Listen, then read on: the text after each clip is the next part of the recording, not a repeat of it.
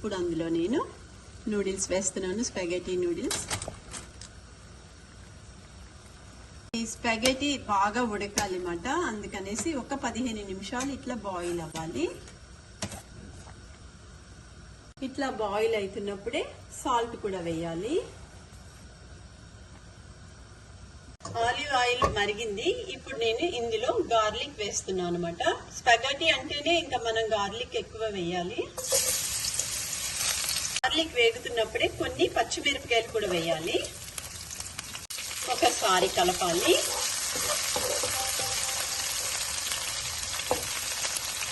తరువాత కొరియాండర్ వేయాలి. ఒకసారి కలపాలి.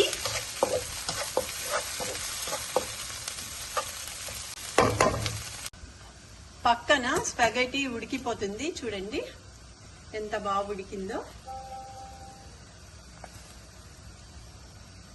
ఇప్పుడు ఈ స్పాగెటీలో తీసిన వాటర్ నేను చూడండి ఒక గరిటెడు వాటర్ తీసాను.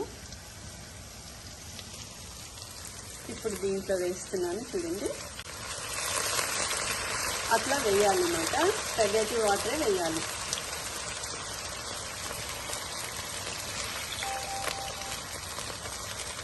అది అలా ఉడుకుతున్నప్పుడే మనం స్పాగెటీ తీసి వేయాలి అన్నమాట.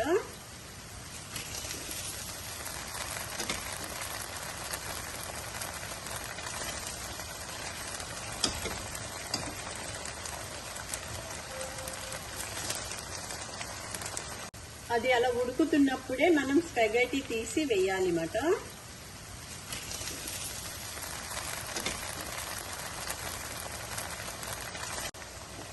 మొత్తం అంతా వేసేసాను.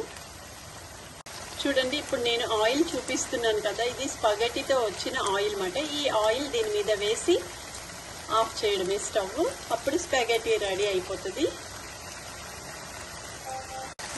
వాళ్ళు ఇచ్చిన స్పాగెటీ ఆయిల్లో చూడండి వాళ్ళు కూడా గార్లిక్ మిక్స్ చేశారు, రెడ్ చిల్లీ మిక్స్ చేశారు అన్నమాట. ఇప్పుడు ఇది కూడా ఇందులో వేస్తున్నాను.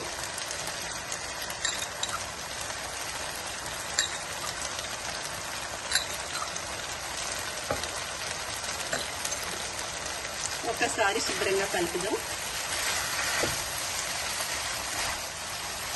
వేడి వేడిగా స్పాగెటీ రెడీ అయిపోయింది. అక్షయ్ రానన్నా. ఇప్పుడు ఒకసారి మిక్స్ చేసేయాలన్నమాట. చూడండి ఎంత టేస్టీగా స్పాగెటీ రెడీ అయిపోయిందో. టుమ్రికి చాలా ఇష్టం మా డాటర్కి, కానీ ఈసారి నేనేమి చేయలేకపోయాను. టుమ్రి సారీ నాన్న, బుజ్జి పాప. ఇప్పుడు ఈ స్పాగెటీలో వాళ్ళు ఇచ్చిన పౌడర్ వేస్తున్నాను. ఇది దాని ఫ్లేవర్ అన్నమాట, కొంచెం వేయాలి.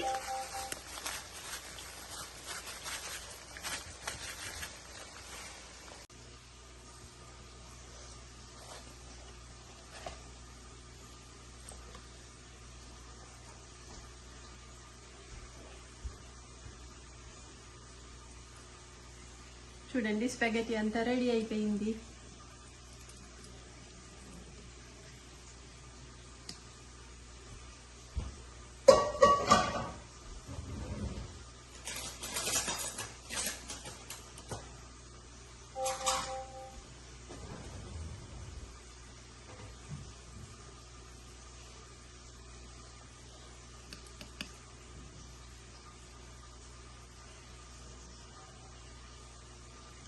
అక్షయ్ రానన్నా.